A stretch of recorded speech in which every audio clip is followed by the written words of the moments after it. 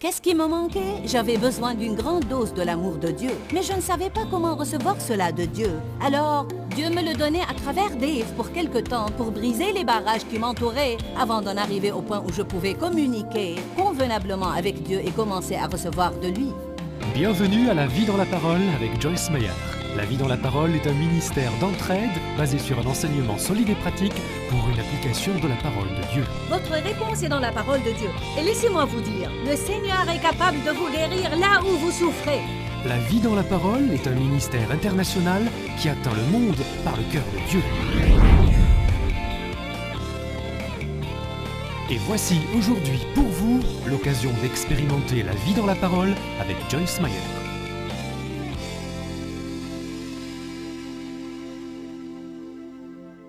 Marcher dans l'amour n'est pas une suggestion, c'est un ordre. En fait, le manque de personnes qui marchent dans l'amour est un grand problème parmi les croyants. Amen.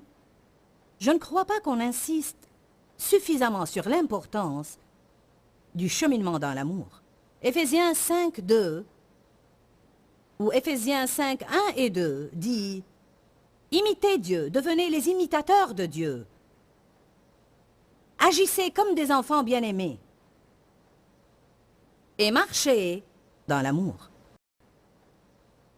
J'ai dit au début que le cheminement est formé de plusieurs pas et tout pas que je fais dans mon cheminement nécessite de prendre une décision.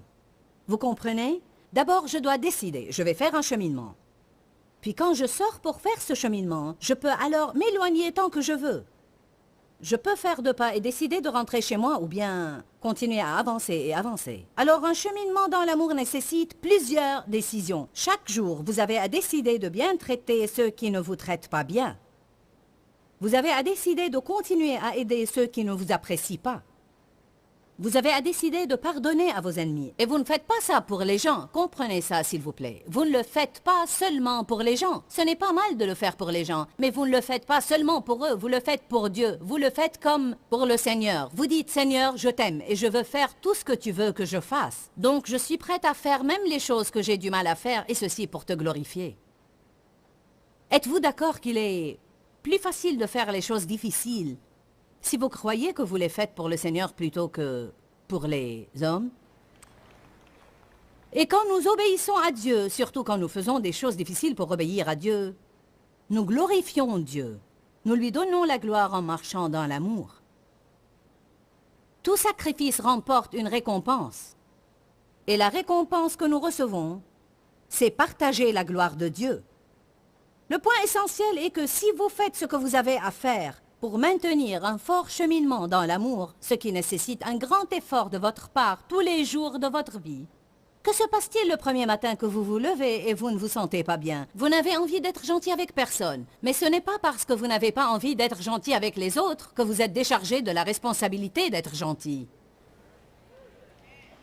Oui, je sais que je suis ronchon aujourd'hui, mais béni soit Dieu, je ne me sens pas bien. Ce n'est pas une excuse. Allez donc. Quand je fais ces conférences, le temps que samedi matin arrive, je me sens fatiguée. Amen. Et ce matin, j'avais à exercer beaucoup plus de volonté pour être gentille que je ne l'ai fait hier matin. J'avais même à exercer plus de volonté et m'efforcer pour pouvoir parler à quelqu'un. Parce que quand vous êtes fatigué, vous voulez qu'on vous laisse tranquille, n'est-ce pas? Mais je ne crois pas que j'étais impolie envers quelqu'un. Je ne crois pas que j'étais odieuse ou méchante, mais j'avais à me donner beaucoup de mal pour enseigner ce matin parce que je n'avais pas vraiment envie de le faire. Il faut que vous sachiez cela parce que si vous ne comprenez pas que l'amour n'est pas un sentiment, ce n'est pas un sentiment à l'eau de rose qui vous fera crier « Oh !» Parfois, vous aurez envie de vous éloigner de quelqu'un ou de le gifler, de ne plus lui parler, de l'ignorer et de le traiter de la façon dont il vous a traité. Mais Dieu vous exhortera à marcher dans l'amour. Alors, on parlait des différents aspects de l'amour. Aujourd'hui, je vais parler d'un principe qui sera, à mon avis, une bénédiction pour tout le monde. Il vous incitera à faire quelque chose. Chacun d'entre vous aura un nouveau ministère aujourd'hui. Je donne à chacun un nouveau ministère aujourd'hui. Parce que la Bible dit que l'amour fait grandir et édifie. Il faut que nous voyions l'amour. Et une des façons dont nous voyons l'amour, c'est en donnant notre propre vie pour que les autres se sentent bien dans leur peau. Et non pas en attendant à ce que quelqu'un me fasse sentir bien, mais en faisant tout ce qu'on peut pour que les autres se sentent bien dans leur peau. Mon fils est venu avec sa famille et il m'a surpris durant l'adoration. Vous avez vu, j'étais... Waouh! Pourquoi ceci m'a-t-il surpris? Car mon fils travaille dur. Le mois dernier ou les 6 dernières semaines, je pense qu'il a passé 2 semaines pleines en Afrique du Sud. Et 2 semaines chez lui, n'est-ce pas, David? Même pas, tu es resté 1 semaine chez toi, alors je crois que je parle des 5 dernières semaines. 2 semaines en Afrique du Sud. Quand vous faites des voyages en Afrique, vous souffrez du décalage horaire. Il a passé 1 semaine à travailler dans son bureau. Ensuite, il est parti pour le Moyen-Orient pour environ 2 semaines aussi. Il est rentré le vendredi, puis il est parti avec sa famille pour 1 semaine de vacances. Et où est-il allé le premier jour de ses vacances? Il est venu à Columbus, Ohio, pour se joindre à nous dans cette réunion.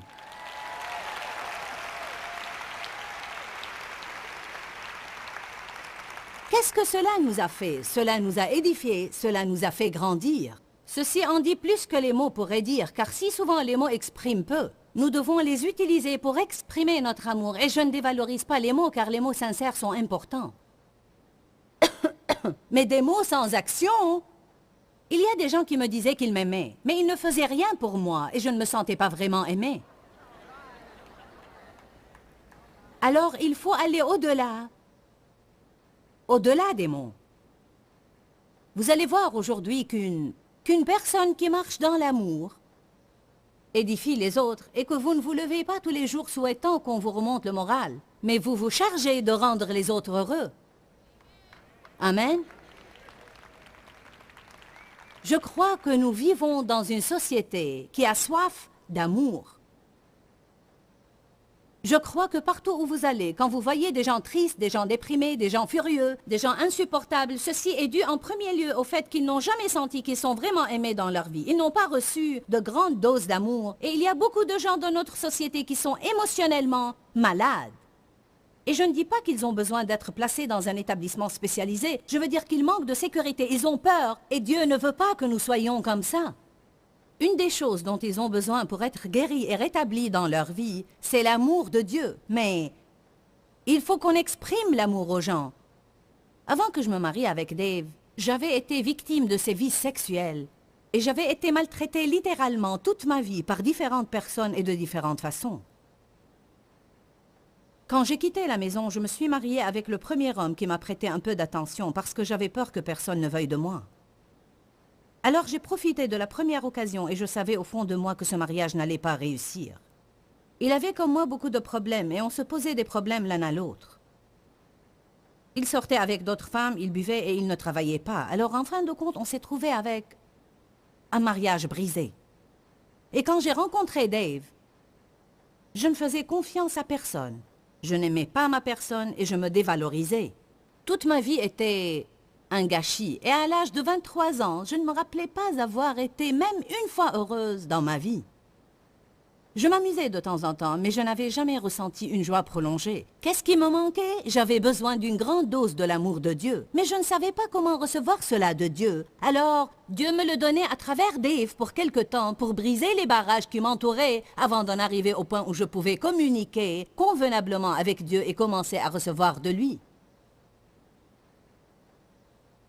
Le Seigneur a mis quelques personnes dans votre vie. Ceci m'est venu à cœur maintenant. Je crois que toute personne présente ici, le Seigneur a mis dans sa vie certaines personnes qu'il veut qu'elle aime d'un amour infini, désintéressé et gratuit.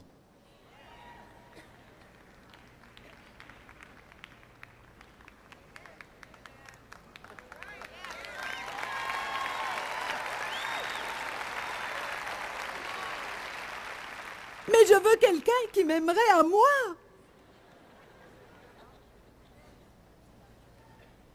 Comment vous recevez ce que vous voulez? En donnant ce dont vous avez besoin. Si vous avez besoin qu'on vous fasse des compliments, faites vous-même des compliments aux autres. Si vous avez besoin d'être apprécié, appréciez quelqu'un d'autre.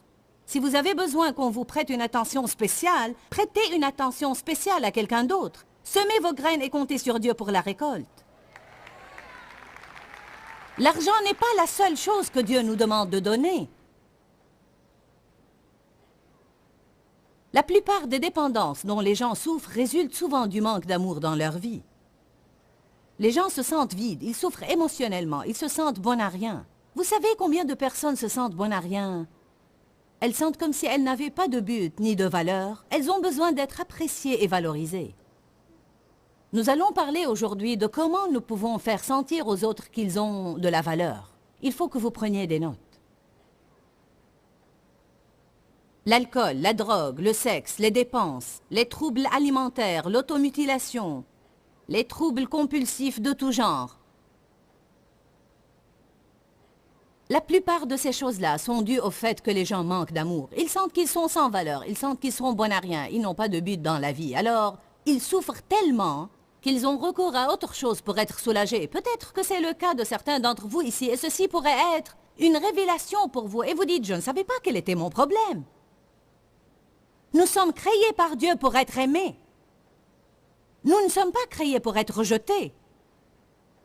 Nous sommes créés par Dieu pour être aimés, pour nous sentir aimés et pour nous sentir justes. Nous ne sommes pas censés nous sentir mal tout le temps. Vous n'êtes pas censé entendre la même rengaine dans votre tête tout le temps. Quel est mon problème? Quel est mon problème? Quel est mon problème? C'est pourquoi, dès que la personne est née de nouveau, le premier don que le Seigneur lui accorde, en fait, c'est la justice. Justice. Et non pas l'injustice. Le Seigneur nous donne sa justice pour remplacer notre injustice.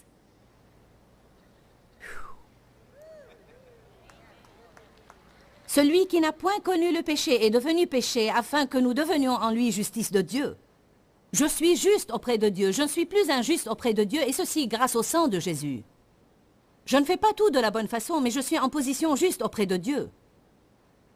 Et ceci se manifeste dans ma vie. J'agis mieux jour après jour. Peut-être que vous pensez que je n'agis pas bien, ou vous dites à quelqu'un que vous ne croyez pas que j'agis bien, mais Dieu voit que je suis en train de faire un progrès. Dieu n'est pas furieux aujourd'hui que vous ne soyez pas encore arrivé, mais il sera très déçu si vous arrêtez d'aller de l'avant. La vie est un voyage.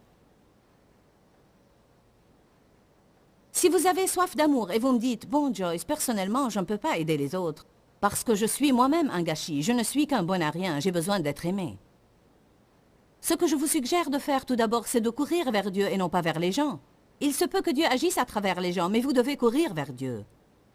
Parce que ce que nous faisons et qui exerce plus de pression sur des relations déjà tendues, c'est que nous exigeons que les autres nous fassent sentir bien dans notre peau.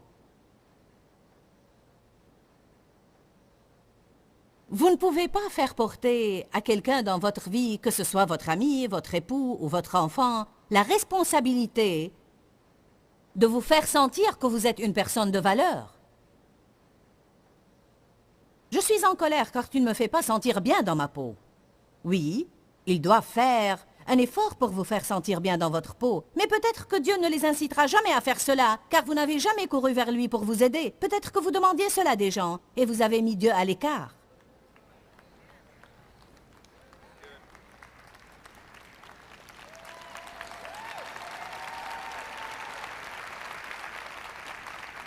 C'est à ce genre de choses que nous devons penser.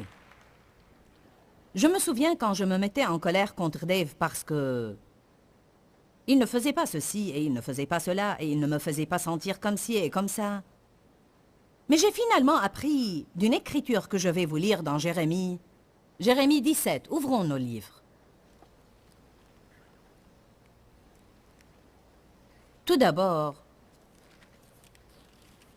ce n'est pas la responsabilité de Dave de me rendre heureuse. C'est une nouvelle révélation pour certains. Vous dites, n'est-ce pas, à votre mari de vous rendre heureuse? Oui, on est censé faire des choses pour son partenaire, pour le rendre heureux, mais je ne peux pas compter sur lui sans me tourner vers Dieu. Je ne peux pas mettre Dieu à l'écart parce que si Dieu n'agit pas à travers Dave, alors quoi que Dave fasse pour moi, il ne réussira pas.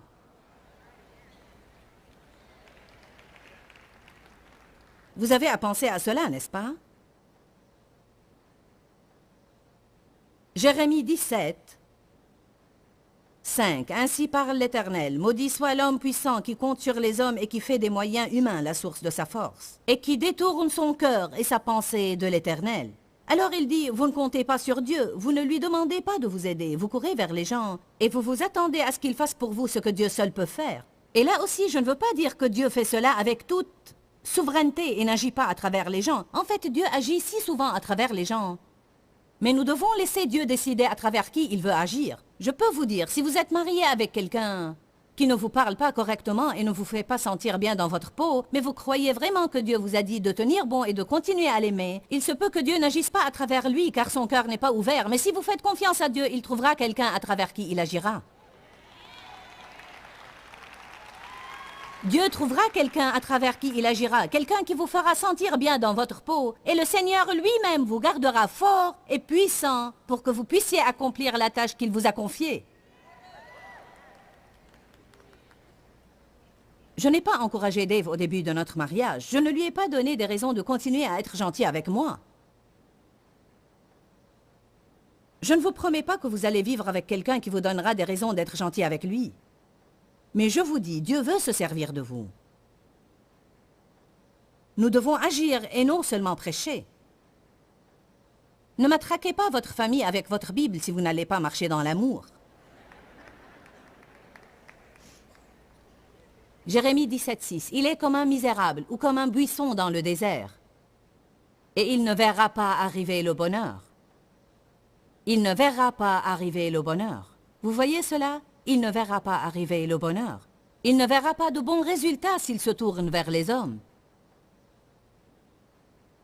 Il habite les lieux brûlés du désert, une terre salée et sans habitants.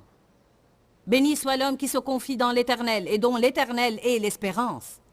Il est comme un arbre planté près des eaux et qui étend ses racines vers le courant. Il n'aperçoit point la chaleur quand elle vient et son feuillage reste vert. Dans l'année de la sécheresse, il n'a point de crainte. Et il ne cesse de porter du fruit. Il faut prendre chaque verset à part pour comprendre tout. Je pourrais prêcher toute une série sur cette seule écriture. Si vous êtes quelqu'un qui court vers Dieu et qui compte sur lui pour lui donner ce dont il a besoin, même dans le domaine émotionnel, et vous dites, Seigneur, je veux que tu te serves de moi et je veux être une bénédiction aux autres. Et Seigneur, tu sais que j'ai des besoins et j'ai besoin d'être édifié et de grandir. J'ai tellement soif d'amour. Et alors que j'aide les autres autour de moi, je vais compter sur toi pour m'aider. Je voudrais que tu agisses à travers telle personne, mais si tu ne veux pas le faire, j'accepterai tout ce que tu me donneras, mais je compte sur toi pour me donner ce dont j'ai besoin. Amen. Puis la Bible dit que vous serez forts dans le Seigneur. Vous serez comme un arbre qui, malgré toutes les pluies et les tempêtes, la sécheresse et le soleil brûlant, il reste sans inquiétude. Vous avez quelque chose dans votre fort intérieur qui vous assure la nourriture et qui vous assure l'eau. Et bien que vous viviez toute une année dans l'adversité et la sécheresse, vous pouvez continuer à porter du fruit dans votre vie et à être une bénédiction aux autres.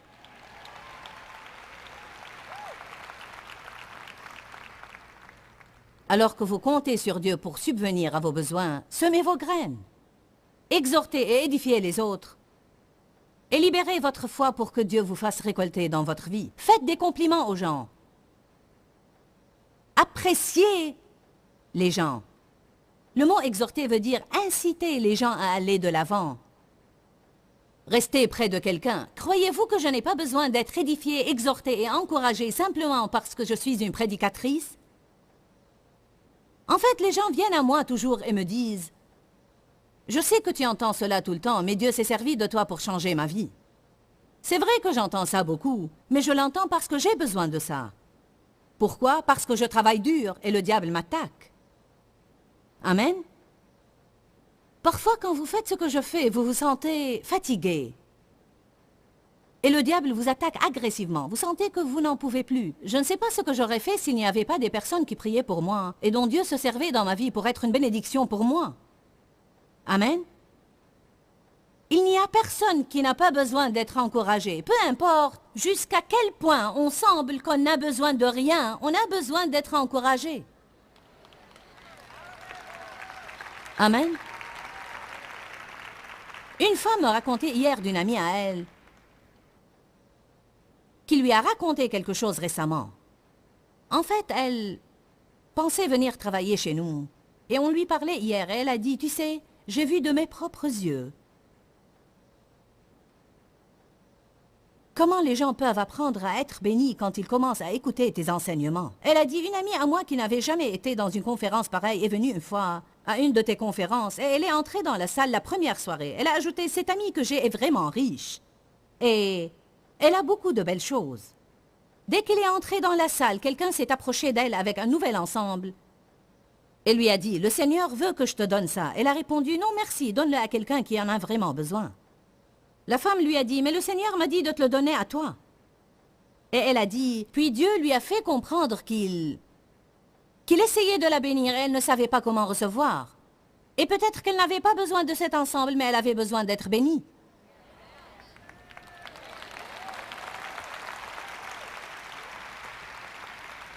Une des erreurs que nous commettons, c'est que nous regardons les gens et nous décidons ce dont ils ont besoin selon leurs apparences. Tu n'as pas l'air d'avoir besoin de quelque chose, mais ça ne veut pas dire que tu n'as besoin de rien. Ne regardez pas aux apparences, allez au-delà de ça et écoutez ce que Dieu dit. Allez. Combien d'entre vous, peu importe ce qu'ils ont toujours besoin de quelque chose? Vous avez besoin d'être béni. Qui a besoin d'être béni? Amen. J'ai des amis à qui je dis, ça fait longtemps que je n'ai pas reçu de vos nouvelles. Ils me disent tout le temps, nous ne voulons pas te déranger. Nous ne voulons pas te déranger. Nous savons que tu es occupé, nous ne voulons pas te déranger. Mais je dis parfois, dérangez-moi. Certainement, je ne veux pas que tout le monde me téléphone. Mais nous aussi, prédicateurs, avons des amis comme tout le monde. Mais parfois, ils sentent que parce que nous sommes occupés, il ne faut jamais nous inviter à faire quelque chose. Mais je disais, même si j'ai à dire non, ceci ne veut pas dire que je n'aime pas ça. Amen. En fait, tout le monde a des besoins. Les gens occupés ont des besoins. Les gens riches ont des besoins. Les gens sains ont des besoins. Tout le monde a des besoins. Parfois nous pensons, j'ai besoin de ceci et de cela. Laissez-moi vous dire quelque chose. Vous êtes entouré de millions de personnes qui sont dans le besoin. Et une des façons de subvenir à vos besoins, c'est d'arrêter de penser à vos propres besoins et d'aider les autres. Permettez à Dieu de se servir de vous tous les jours et vous serez tellement heureux que vous ne saurez plus que faire. La raison pour laquelle nous sommes malheureux, c'est que nous nous concentrons sur nous-mêmes tout le temps. C'est l'égoïsme qui nous rend malheureux et nous empêche de marcher dans l'amour.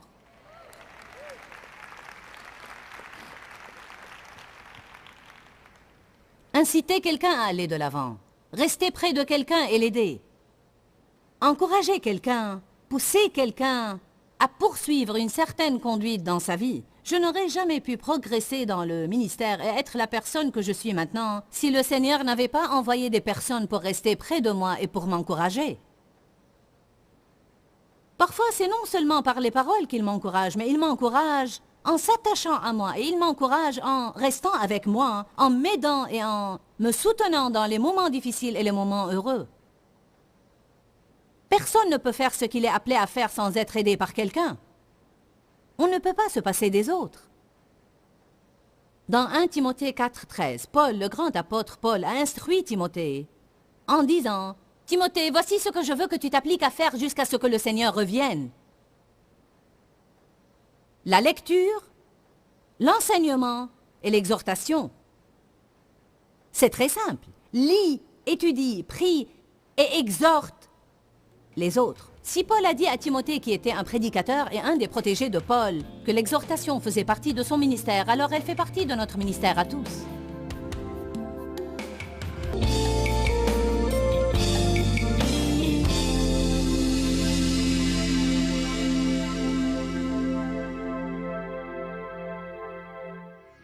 La façon dont on traite les gens leur fait sentir s'ils ont de la valeur ou pas.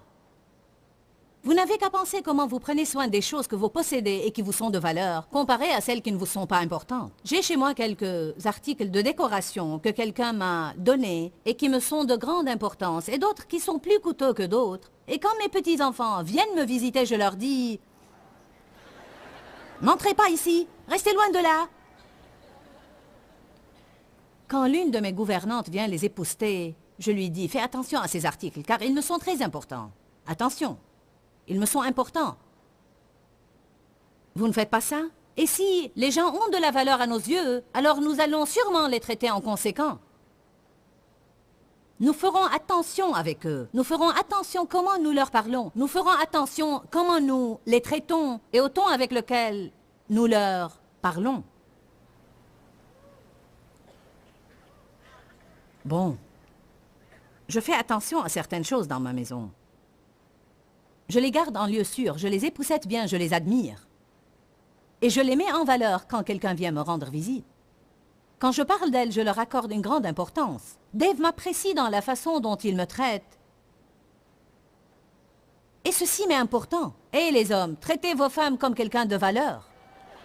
Traitez-les comme quelqu'un de précieux. Et non pas comme quelqu'un qui remet de l'ordre derrière vous. N'appelez jamais votre épouse la vieille femme à la maison. Ceci est vraiment mauvais. C'est vraiment mauvais, mauvais, mauvais. S'il y a des hommes devant leur télé maintenant qui appellent leur femme la vieille femme de la maison,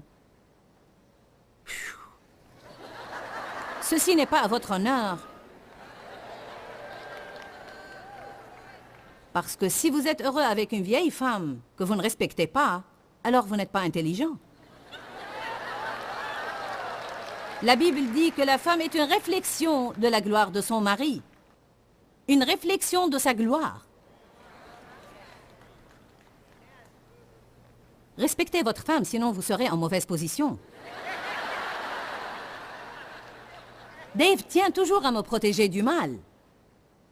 Chaque fois que je sors de la voiture du côté de la circulation, il me dit « Fais attention, regarde dans toutes les directions avant de sortir. »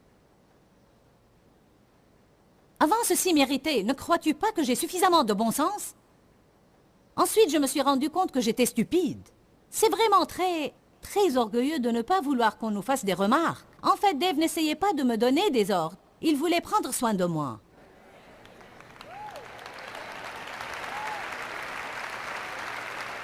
Écoutez, mesdames, peut-être que vos maris ont essayé de vous traiter comme quelqu'un de valeur quelquefois dans le passé, mais vous avez mal pris cela et vous avez bloqué ce canal de bénédiction dans votre vie. Ne crois-tu pas que j'ai suffisamment de bon sens?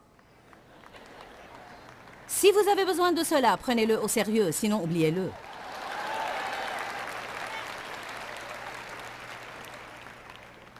En fait, j'étais Miss Indépendante.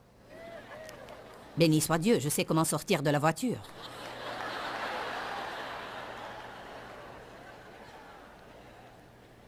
Dave est vraiment protecteur en ce qui concerne la façon dont je m'habille quand je suis ici et que mes habits soient décents, que rien ne soit trop court, trop fin, que rien ne soit trop décolleté. Alors je suis inspectée avant les réunions. Aujourd'hui, dans les coulisses, il m'a dit « Viens ici, tourne-toi ». Et la plupart des fois, ma chair n'aime pas cela et c'est comme « Je sais comment m'habiller ». Mais vraiment, tout ce qu'il fait, c'est me traiter comme quelqu'un de valeur parce qu'il ne veut pas que je me tienne ici et que je sois embarrassée. Il ne veut pas qu'il y ait un fil suspendu dans mes habits ou que ma jupe soit de travers. Vous ne croirez pas combien il prend soin de moi.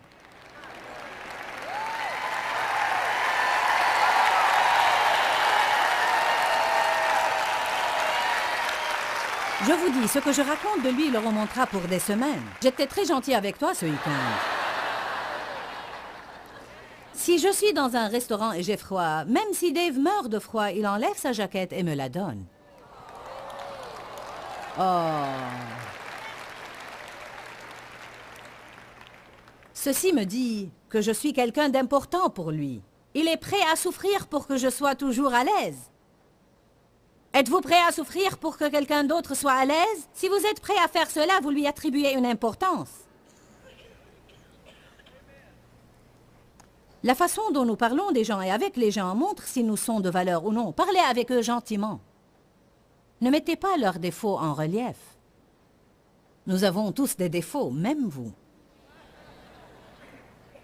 Exercez-vous à répondre par des commentaires positifs quand on dit devant vous des choses négatives de quelqu'un que vous connaissez. Écoutez bien ce que j'ai dit.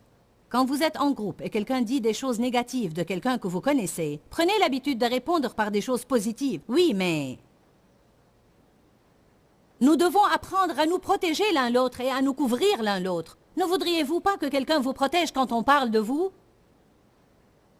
Parce que tout le monde, même s'ils ont beaucoup de défauts, ils ont des qualités aussi. Et si nous voulons marcher dans l'amour, nous devons apprendre à mettre en relief le bien et non pas le mal.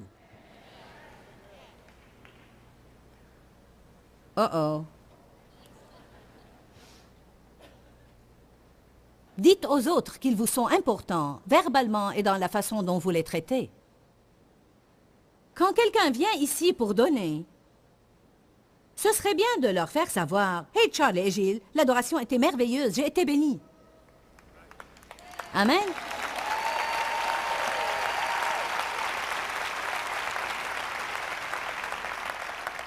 Ils travaillent dur pour faire cela. Ils ont laissé leurs enfants pour venir faire cela. On a tenu une conférence la semaine dernière. Alors, dans une affaire de 10 jours, c'est la 8e réunion que je tiens.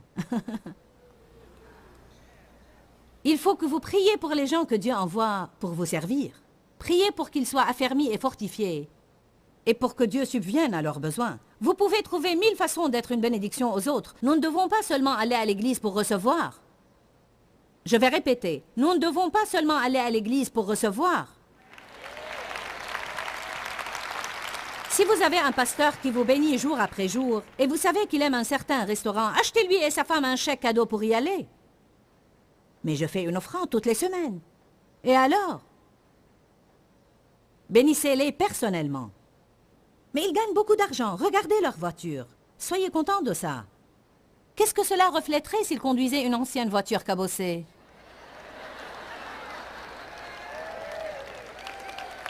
Voici mon pasteur misérable.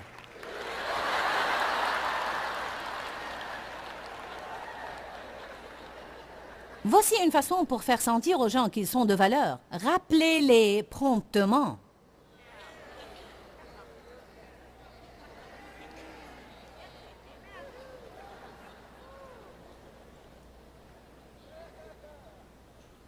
Répondez à leur courriel immédiatement. Sauf si vous recevez des courriels que vous n'avez jamais demandés. Rappelez-vous de leurs anniversaires et des événements spéciaux dans leur vie. Ceci montre qu'ils vous sont importants. Achetez des tas de cartes d'anniversaire, des tas de cartes de remerciements et des tas de timbres. Soyez équipés à exhorter les autres. Achetez les choses dont vous avez besoin pour rendre le diable fou. Amen. J'ai dit ce matin à Romaine, mon assistante, qui m'est très importante, je lui ai demandé ce matin, quelles sont les choses qui te font sentir que tu es de valeur? Elle a dit, une des choses que tu as faites pour moi et qui m'a vraiment fait sentir que j'étais de valeur, c'était un chèque cadeau que tu m'as offert une fois pour aller déjeuner quelque part, parce qu'elle m'avait dit que c'était une des choses qu'elle aimait faire. Elle a dit, j'ai été bénie par le fait que tu t'es rappelé que l'une des choses que je préférais faire, c'est sortir déjeuner ailleurs. Nous devons écouter ce que les gens disent. Nous devons les écouter et nous saurons ce qui est très important pour eux. Et ensuite, nous devons essayer de leur faire ce qui leur est vraiment important, si c'est possible et si Dieu nous permet de le faire. Allez.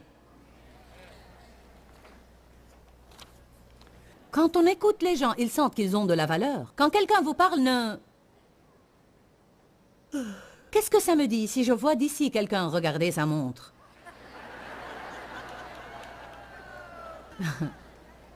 Je sais que vous voulez savoir quelle heure il est si vous avez des babysitters, mais si vous voulez vérifier le temps, faites-le discrètement. Ne faites pas ça. Et de nouveau dans 5 minutes. Amen.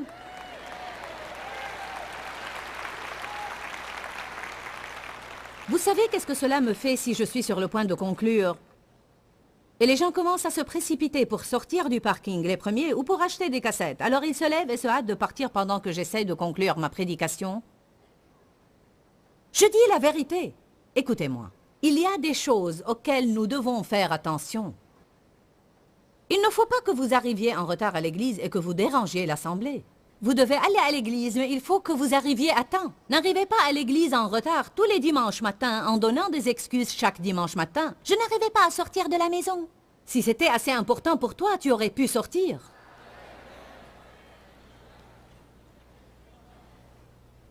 Qu'est-ce que cela dirait à Dieu si on arrivait en retard et on partait tôt?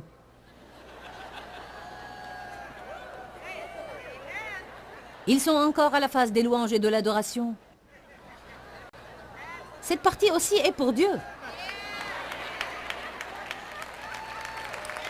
Amen. Tout pasteur a ses propres idées à cet égard et je n'essaye pas de critiquer les autres. Chacun d'entre nous a ses convictions. Mais si vous le remarquez, je suis toujours présente durant les louanges. Vous savez pourquoi? Parce qu'à mon avis, je sens que ce serait si insultant pour Dieu si je disais « Je veux prêcher, mais je ne veux pas t'adorer ». Et je crois que si j'accordais une importance à ça, je vous pousserais à faire la même chose, vous aussi. Et comme j'ai dit, je n'essaye de juger personne. Peut-être que quelqu'un ne peut pas supporter ça physiquement. Je ne dis pas que tout le monde doit faire ça, mais... nous devons faire ce que nous avons à cœur. Si vous connaissez quelqu'un qui a traversé une période difficile, demandez-lui comment il va et comment les membres de sa famille vont. Ça bénit les gens quand vous vous rappelez qu'ils ont enduré une difficulté. Voici une chose qui aide les gens à sentir qu'ils ont de la valeur. Incitez-les à parler d'eux-mêmes. Presque tout le monde aime parler d'eux-mêmes. Pas tout le monde, mais la plupart des gens. Quelles sont tes nouvelles? Raconte-moi ton témoignage. Ça fait combien de temps que tu es né de nouveau? Quel genre de choses tu aimes faire? Quels sont tes centres d'intérêt? Ceci dit aux gens que vous vous intéressez à eux. Je me suis poussée à faire ça parce que j'avais une personnalité forte et colérique.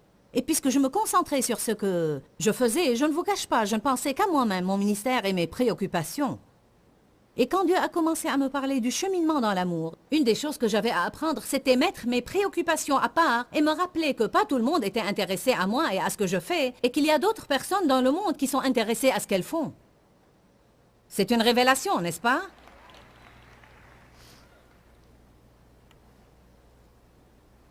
Il y a une autre chose dont nous devons nous rendre compte, et c'est que l'amour est impartial. Et si nous allons marcher dans l'amour, nous devons traiter tous les gens à égalité et respectueusement, et non seulement ceux que nous voulons impressionner. Et ceci est un grand problème. Il faut éviter de faire des choses qui dévalorisent les gens. Amen. Dans 1 Samuel chapitre 17, quand David est sorti au camp pour voir ses frères et s'informer de leur santé, il a demandé à son frère Eliab, « Qu'est-ce qui se passe ici? Que fera-t-on à celui qui tuera ce Philistin ?» Eliab, son frère, fut enflammé de colère contre lui et il lui dit, « Pourquoi es-tu descendu et à qui as-tu laissé ce peu de brebis dans le désert ?» Il essayait de le dévaloriser. « Pour qui tu te prends? Tu crois que tu peux tuer le géant? Tu ne sais que faire paître ces brebis dans le désert. Ne faites pas sentir aux gens qu'ils sont sans valeur, mais faites-les sentir que tout ce qu'ils font, que ce soit petit ou grand, est important. J'ai visité le médecin une fois, et j'attendais avec mon fils qui s'était cassé le doigt et voulait enlever le plâtre. Alors, il était dans la clinique du médecin, et il y avait un vieil homme qui était assis à côté de moi dans la salle d'attente. Je suis sûre qu'il voulait parler car il se sentait seul. Alors il s'est mis à parler et parler et parler et parler et parler et parler et parler et parler et parler et parler et à raconter la même chose 1001 fois. Et moi je ne voulais pas parler, je voulais lire ma Bible et prier. Je voulais simplement être spirituelle.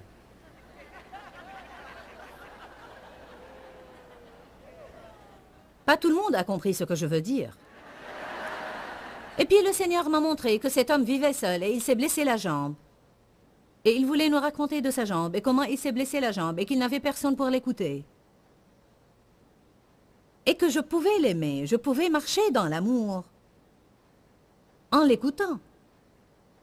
Et puis le Saint-Esprit m'a confronté en disant, « Si c'était Billy Graham qui parlait, tu l'aurais écouté. »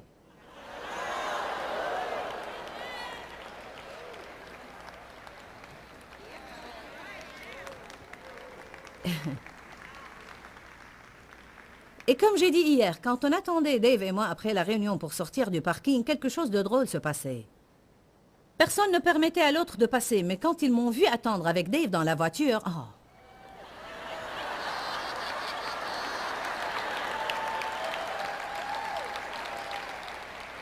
La Bible dit, donnez l'honneur à qui vous devez l'honneur. Je sais que vous ne pouvez pas faire passer tout le monde, sinon vous ne sortirez jamais du parking.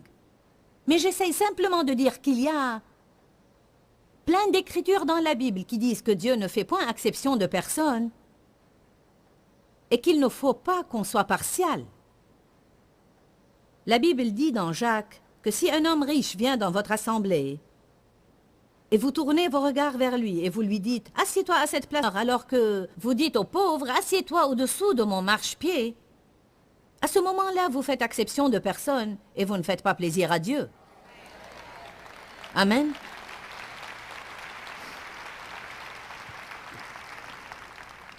Acte 10, 34 dit « En vérité, je reconnais que Dieu ne fait point exception de personne. Dieu donne à chacun la même opportunité. Il aime tout le monde à égalité. » Écoutez ces écritures.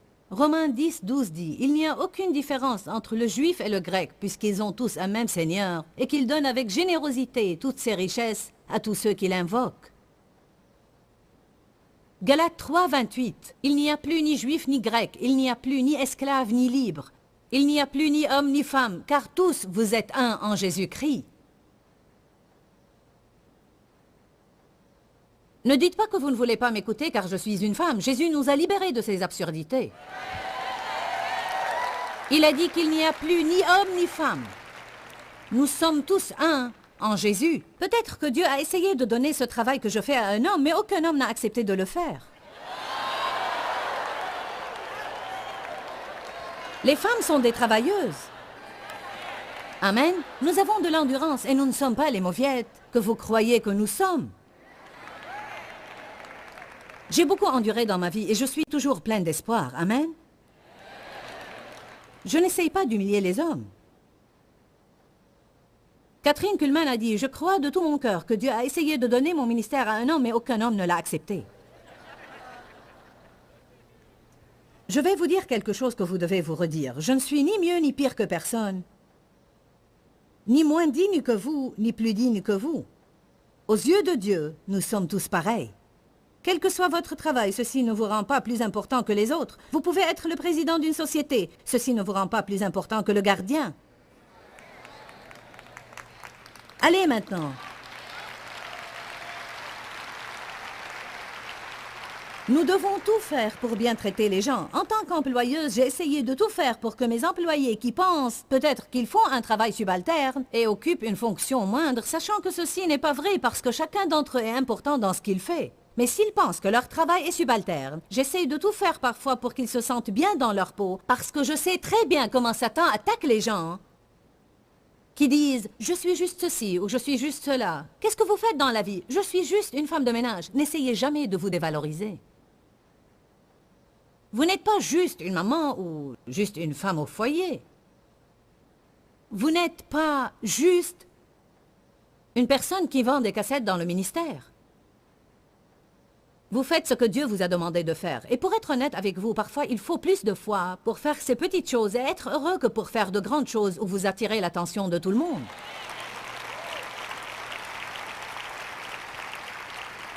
Alléluia.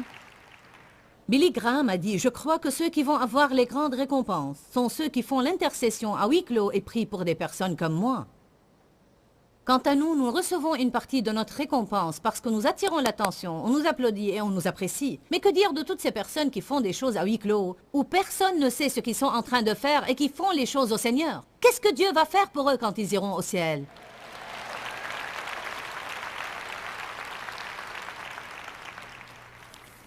Je vous encourage tous à faire attention à ce que je vais dire maintenant. Je sens vraiment que nous devons faire toujours un grand effort pour ne pas être partial. Nous avons tous des amis préférés. Jésus lui-même a fait à Pierre, Jacques et Jean des choses qu'il n'a pas faites aux autres disciples. Alors je ne dis pas que vous ne pouvez pas avoir des amis préférés avec qui vous sortez et vous faites des projets, mais je ne crois pas que vous devez faire étalage de cela de sorte sente mal. Allez maintenant. Une autre chose qui aide les gens à sentir qu'ils ont de la valeur, qui les édifie et les exhorte, c'est le fait de nous engager envers eux. Vous savez, nous avons un grand problème avec l'engagement dans nos jours. Beaucoup de gens n'aiment pas l'engagement. Je vais vous poser une question qui pourrait sembler bizarre. Vous n'avez pas besoin de répondre. Combien d'églises avez-vous considérées comme votre église dans votre vie? Mais beaucoup de gens changent d'église comme ils changent de chaussettes. Écoutez cette histoire amusante. Il y avait un homme qui a été sauvé sur une île lointaine. C'est une histoire fabriquée, mais elle est vraie. Je veux dire, elle enseigne de vrais principes. C'est ce que je voulais dire. Cet homme-là est resté sur cette île tout seul pour des années et des années. Il a fait naufrage sur une île déserte et tous les passagers sont morts, alors il est resté seul sur l'île. Et quand on l'a sauvé, il avait fabriqué 3 grandes huttes. Et quand on lui a dit, c'est quoi ces bâtiments, il a dit, celui-là est ma maison. Et celui-là, il a dit, c'est mon église. Et l'autre là-bas, ça c'est l'église à laquelle j'allais, mais je l'ai quittée maintenant.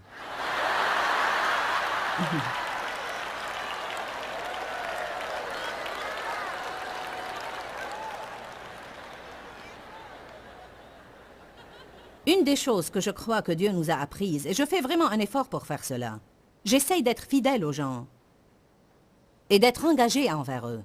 J'apprécie et je respecte vraiment toutes les personnes qui tiennent bon et ne changent pas de ministère tous les 6 mois. Parce que je crois que cela est si souvent dû au fait de ne pas vouloir être engagé. Il y a des saisons dans notre vie et il y a des fois où Dieu change les choses, mais ceci ne se passe pas tous les jours. L'amour reste fidèle aux gens, il s'engage envers eux. Et si Dave n'était pas engagé envers moi? L'amour dit, je crois que tu peux et que tu vas changer. L'amour dit, peu importe combien de fois tu as tout gâché, personnellement, je crois toujours en toi. Écoutez bien cela. Les mamans sont comme ça avec leurs enfants. Parce que vous avez un amour que personne ne comprend et vous dites, peu importe ce que les autres disent de vous, peu importe ce que les autres pensent, peu importe combien de fois vous gâchez tout, je vais rester près de vous parce que je crois en vous et vous pouvez changer. Peut-être que vous pensez, si seulement j'avais des parents pareils. J'aurais voulu cela aussi, mais vous savez quoi? Nous n'obtenons pas toujours ce que nous voulons, mais la bonne nouvelle est que même si vos parents vous ont déçus, le psaume 27, 10 dit « Car mon père et ma mère m'abandonnent, mais l'Éternel me recueillera et m'adoptera comme son propre enfant. » Alors même si nos parents ne nous donnent pas ce que nous voulons, Dieu restera près de nous. L'amour édifie, l'amour ne décourage pas les gens. Pas tout le monde a le don d'exhortation dans sa nature. Et pas tout le monde a le don d'édifier les gens tout le temps. Mais nous pouvons apprendre à faire cela. De nature, je ne tends pas à exhorter, mais à travers les années, j'ai appris combien les relations pourraient se consolider si seulement on essayait de dire aux autres des choses qui feront qu'ils se sentent bien dans leur peau. Je partageais avec vous que je sentais que Dieu m'a confié une nouvelle tâche qui est celle d'aider les gens à apprendre à jouir de leur vie. Et je crois qu'une des façons qui nous aide à vraiment jouir de notre vie de plus en plus, et de faire que les autres se sentent mieux dans leur peau. Vous dites, Joyce, comment cela pourrait-il m'aider si je fais que les autres se sentent mieux dans leur peau? Parce que tout ce que vous semez dans la vie de quelqu'un d'autre, Dieu vous le fera récolter d'une façon surnaturelle dans votre vie. Je crois que nous devons semer en faisant que les autres se sentent bien dans leur peau, et une joie ineffable et glorieuse sera libérée dans notre vie. Je veux que vous vous rappeliez qu'il y a la vie dans la parole de Dieu, que Dieu vous aime et qu'il a un merveilleux plan pour votre vie et il veut que vous jouissiez de chaque jour de votre vie. Quand, Seigneur, quand? Dans ce livret, Joyce Meyer vous apprend à faire confiance au temps de Dieu. Pour obtenir ce livret gratuitement, écrivez-nous à Joyce Meyer, boîte postale 40095-6300 Larnaca, Chypre. Ou bien visitez notre site web www.joycemeyer.org/fr.